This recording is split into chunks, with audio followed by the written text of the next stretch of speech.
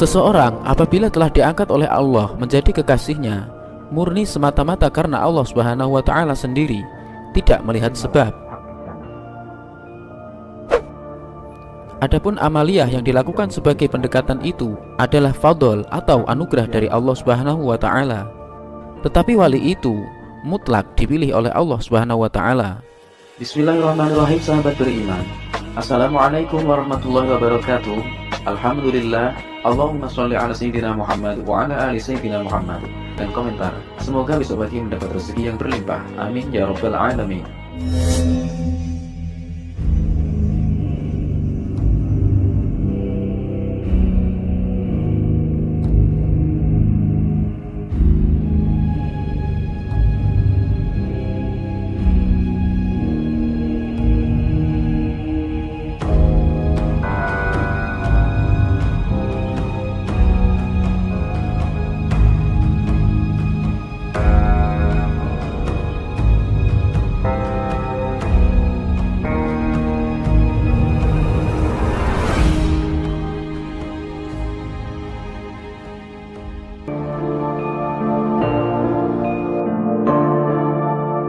Berbicara mengenai kewalian tidak bisa dengan mudah hanya membahas karomah dan keistimewaan yang melekat pada seorang wali saja. Tetapi pembahasan soal wali juga harus dipahami secara runtut dan lengkap mengenai bagaimana derajat wali atau kekasih Allah itu bisa didapatkan oleh seorang hamba.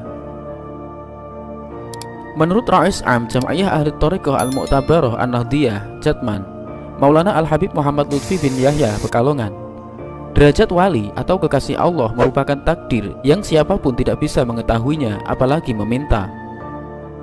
Seseorang apabila telah diangkat oleh Allah menjadi kekasihnya, murni semata-mata karena Allah Subhanahu wa Ta'ala sendiri, tidak melihat sebab. Adapun amaliyah yang dilakukan sebagai pendekatan itu adalah fadl atau anugerah dari Allah Subhanahu wa Ta'ala. Tetapi wali itu mutlak dipilih oleh Allah Subhanahu wa Ta'ala, tutur Habib Lutfi. Hakikat kewalian, kata Habib Lutfi, adalah ketika seseorang itu mendapatkan cahaya ma'rifat berupa mahabbah atau kecintaan kepada Allah Subhanahu wa Ta'ala, sehingga apapun yang dilihatnya akan bisa mengingatkan dirinya kepada Allah Subhanahu wa Ta'ala dengan penuh cinta. Maknanya, jika seorang sudah memiliki mahabbah, ia tidak akan berbuat keburukan, karena di dalam hatinya sudah dipenuhi kebaikan-kebaikan, sehingga seseorang itu malu karena selalu merasa dilihat oleh Allah Subhanahu wa Ta'ala. Dari mahabbah itu akan melahirkan akhlak-akhlak yang terpuji. Tetapi hal itu dititipkan kepada hati manusia dengan penyeimbang, yaitu nafsu. Nah, mampu tidak kita menyeimbangkannya supaya tidak terbawa pada kenikmatan nafsu? Itulah pentingnya tazkiyatun nafs, atau membersihkan nafsu dalam diri kita masing-masing, papar Al-Habib Lutfi bin Yahya. Habib Lutfi kemudian menjelaskan soal nafsu yang diibaratkan seperti bayi atau anak kecil, yakni anak kecil itu wataknya lucu, menggemaskan dan menyenangkan untuk dituruti. Tetapi bila tidak berhati-hati dan mendidiknya dengan baik, maka akan membahayakan. Baru habis dimandiin saja, dia mengencingi yang mandiin, itu membuat gemas. Tapi kalau sudah dewasa terus masih mengencingi orang tuanya, itu lain lagi. Nah, itulah ibarat nafsu, jelas Habib Lutfi. Berbicara soal nafsu yang melekat dalam tubuh manusia, Asy-Syaikh Al-Arif Billah Al-Imam Muhammad An-Nawawi Al-Bantani Al-Jawi Qaddasallahu sirrahu menjelaskan, nafsu yang ada pada diri manusia terbagi menjadi 7 martabat atau tingkatan. Yang pertama, nafsu amarah, ialah nafsu yang selalu mendorong manusia kepada keburukan dan kemaksiatan. Nafsunya ini selalu menguasai manusia dan tentaranya sebagai berikut. 1. Al-bukhlu, yakni kikir atau pelit. 2. Al-hirsu, tamak atau rakus. 3. Al-hasad, dengki. 4. Al-jahl, bodoh. 5. Al-kibru, sombong. 6. Asyahwat, keinginan hewani. Kemudian tingkatan yang kedua, yakni nafsu lawamah. Nafsu lawamah adalah nafsu yang masih ke tingkat rendah yang dicela oleh syarak. Tempatnya adalah al-qalbu, tepatnya 2 jari di bawah susu kiri. Adapun pasukan-pasukannya sebagai berikut. 1. Al-laumu mencela. 2. Al-hawa bersenang-senang. 3. Al-makru menipu. 4. Al-ujbu bangga diri. 5. Al-ghibah mengumpat. 6. Ar-riya pamer amal. 7. Al-zulmu zalim. 8. Al-kidhbu dusta. 9. Al-ghaflah lupa.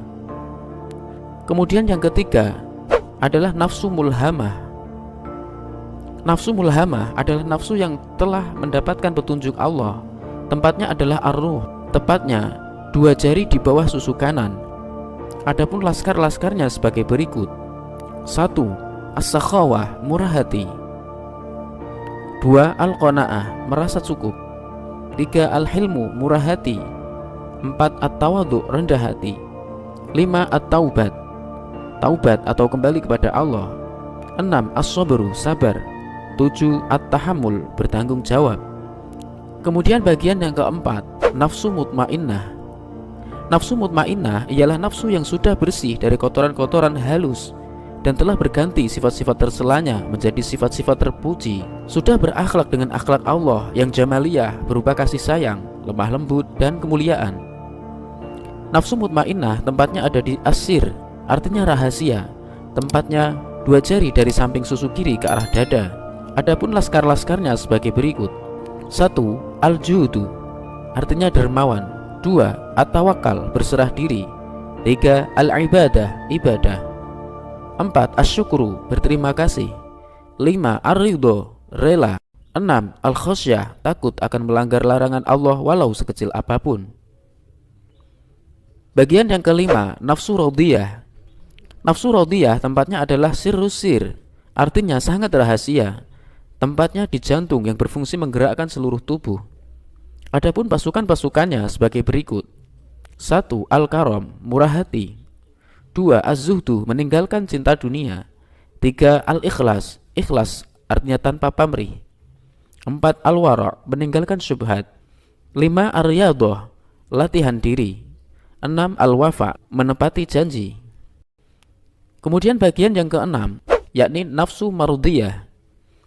Nafsu mardiyah ini tempatnya adalah al-khafi, artinya samar.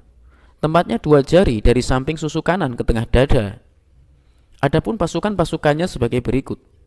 1. Husnul khuluq baik akhlaknya. 2. Tarku ma siwallah meninggalkan selain Allah. 3. Al-lutfu bil khalqi lembut kepada makhluk. 4. Hamluhum ala sholah mengurus makhluk pada kebaikan. 5. Safhu an dzunubihim memaafkan kesalahan makhluk. 6. Al-mailu ilaihim li ikhrajihim min dzulumati taba'ihim wa anfusihim ila anwari arwahihim, yakni mencintai makhluk dan cenderung prihatin kepada mereka guna mengeluarkannya dari kegelapan atau keburukan, watak dan jiwa-jiwanya ke arah bercahayanya ruh-ruh mereka. Bagian nafsu yang terakhir, yang ketujuh, yakni nafsu kamilah. Nafsu kamilah ialah nafsu yang sudah sempurna atau kamil. Nafsu kamilah tempatnya adalah al-akhfa, artinya sangat samar, tepatnya di tengah-tengah dada. Adapun pasukan-pasukannya sebagai berikut. 1. Ilmul yaqin. 2. Ainul yaqin. 3. Haqqul yaqin. Demikianlah serba sedikit singkat penjelasan tentang jenis nafsu sebagaimana dikutip dari kitab Qatrul Ghaith fi Syarah Masail Abil Laits. Berdasarkan klasifikasi nafsu itu, perlu kita perhatikan bahwa nafsu yang harus dikalahkan adalah nafsu amarah dan lawamah, dan tidak ada jalan yang terbaik untuk membersihkan segenap nafsu ini melainkan dengan memperbanyak berzikir la ilaha illallah atau Allah Allah Allah, bersolawat kepada Nabi. Namun dalam hal pengendalian nafsu-nafsu ini akan sangat sulit dan lama prosesnya jika tidak dengan melalui metode tarekatnya para ulama al-arifin yang muktabar, yakni yang sanad keilmuan dan wirid-wiridnya murni dan tersambung dari ajaran Rasulullah SAW, dengan diperkuat silsilah guru dari guru hingga sampai kepada Rasulullah SAW. Kemudian dengan cara patuh dan berrabithah kepada guru mursyid yang arif billah atau yang telah sampai mengenal Allah Subhanahu wa taala. Ilahi anta maksudi wa ridhaka matlubi a'tini mahabbataka wa ma'rifatak. Allahumma inni as'aluka taubata wal inabata wal istiqamata ala syari'atil gharra wattariqatil bayda birahmatika ya arhamar rahimin. Wallahu a'lam bissawab.